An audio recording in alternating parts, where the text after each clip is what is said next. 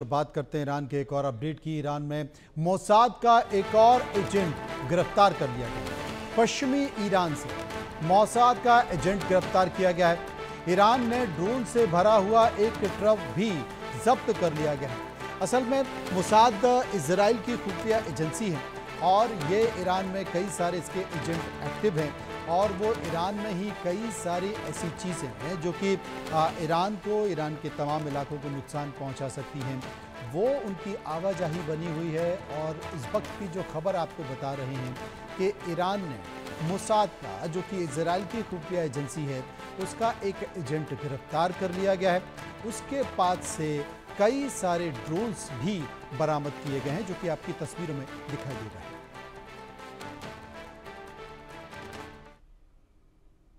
वहीं Iran Israel युद्ध के एक तरफ जहां मिसाइलें बरस रही हैं तो वहीं इंसानियत भी हारती हुई नजर आ रही है।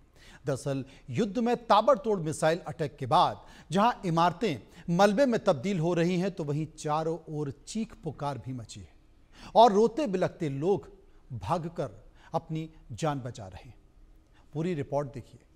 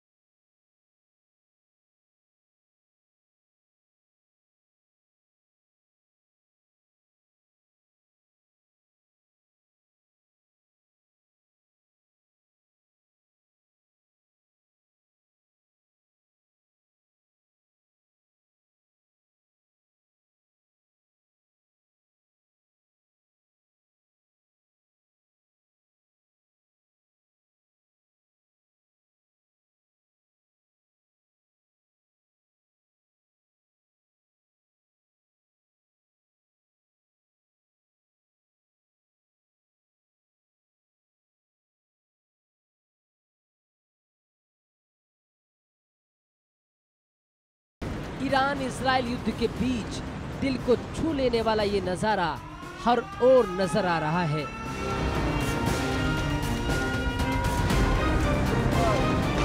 इजराइल ईरान युद्ध में दोनों देशों में जान माल का भारी नुकसान हुआ है। ईरान ने इजराइल के शहरों पर मिसाइल अटैक के बाद इजराइल को धुआं धुआं कर दिया। इजराइल में कई शहरों में हर तरफ तबाही के निशान नजर आ रहे हैं। ईरान हमले में तेल अवीव और हाइफा की कई रिहायशी इमारतें मलबे में तब्दील हो चुकी हैं और इसके बाद जहां बचाव कर्मी इन इलाकों में फंसे लोगों का दिन रात रेस्क्यू कर रहे हैं तो वहीं बचे लोग अपने यहां से जान बचाकर सुरक्षित जगहों की ओर जाने की कोशिश में लगे हुए हैं। ऐसा नहीं है कि विध्वंस युद्ध में भारी तबाही के बाद इजराइल में ही मातम पसरा है, बल्कि तबाही की तस्वीरें ईरान के कई शहरों से भी लगातार आ रही हैं। इजराइल के हमले में जहां ईरान में बड़ी संख्या में लोगों की मौत हुई है तो अमेरिका के युद्ध में कूदने के बाद अब बड़ी संख्या में लोग तेहरान छोड़कर